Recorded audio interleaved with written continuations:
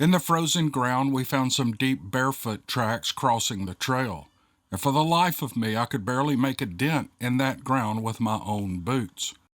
The tracks were 18 inches long, with a stride of around 6 feet. My daughter is a complete doubter and made fun of my excitement, but as we moved on down the trail, we came across a second set of prints.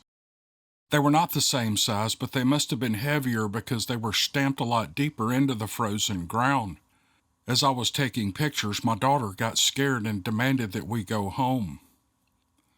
Not long after that hike, I asked the newspaper editor if he would put my pictures in the paper, and to my amazement, he said it wasn't the first time he had seen tracks like this. But he could not print the pictures because it would draw the wrong kind of attention to our area. I was caught up by the fact that this type of thing is already known, but nothing has been said or done to bring the truth out, and that just kills me. I work out in the country on a large piece of property for some good people. I work pretty much by myself, and I've had some unsettling things happen to me out there. Last summer, as I was clearing trees and gardening, I would occasionally get a gut feeling that someone was watching me. As time went by, the feeling intensified. One day, I was talking to one of the owners. It was around noon, and we were standing by the lake when we heard owls hooting, one right after another. Now, it wasn't like anything I had ever heard before, and the intensity of it was alarming.